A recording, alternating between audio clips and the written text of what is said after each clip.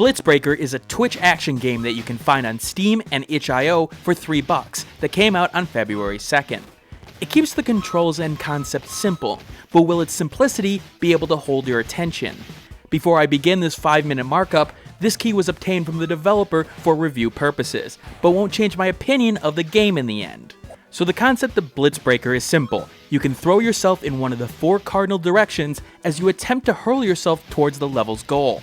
Gravity, locked doors, and various traps play a part as well, so you have to time your jumps and throw yourself so that momentum doesn't take you into yet another set of spikes that the blue bomber himself would be triggered by. And that's it. That's the game. It's simple reactionary gameplay boiled down to a simple form. The game is simple, but it plays off that simplicity well by the way it uses the mechanics in question, at least at first.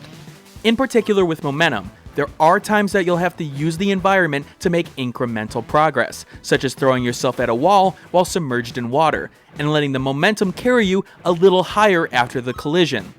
The game does a good job of introducing these mechanics at first, and then does combine them in new ways down the road to twist the formula slightly. But my overuse of the phrase "at first" within the last paragraph is hinting at something. See, the obstacles that the game throws at you are very hit and miss. When the game threw the conveyor belts at you, for example, that was a good mix-up and challenge, doing things slightly differently, but keeping the idea of momentum simple and fun. The jump key finally gets a use, and it provides something new in terms of your thought process of how to go about a level. But then it's got the missile sections, which not only don't pose a threat thanks to the speed you can move at, but are just boring.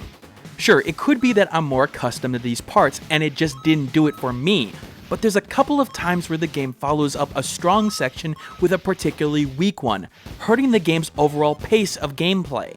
Now the game does provide a challenge thanks to collectibles that you can grab, usually in a part of the map that asks for either absolute precision or a completely different mindset than you may have expected. Those who love repetitive perfectionism and reward chasing will enjoy throwing yourself at death over and over and over again, and you will die like a newbie to the Dark Souls franchise. But here's where the major decisive factor of the game comes into play.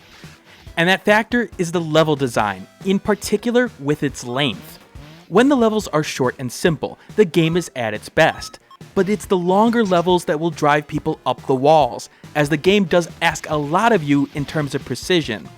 This particular boss fight in question has 4 phases that has a gotcha at the end of each of them, making you wonder how you could have predicted that particular behavior without dying to it at least once. Needless to say, the frustration factor needed to play this game is rather high. The game is obviously designed with mobile aspirations in mind, despite coming out the Steam and itch.io first. And if you can't tell by the research I did, the bars on the side of the screen is sort of a dead giveaway. Now, while the game is cheap, the problem for it is rather simple. It's going up against some titans for Twitch action games, among the likes of Timbo the Badass Elephant and Super Meat Boy. When you can get those games at a cheap price as they constantly go on sale, it's hard to justify Blitzbreaker compared to them. Sadly, that's because this market is rather flooded with games right now, and Blitzbreaker doesn't do anything unique enough to stand out. It's good, don't get me wrong, but it doesn't have an oomph factor. Blitzbreaker is a technically sound game that, to me, is a victim of circumstance. It's good, it's solid, and once it hits the mobile platform, I would argue that it's worth a pickup right away there.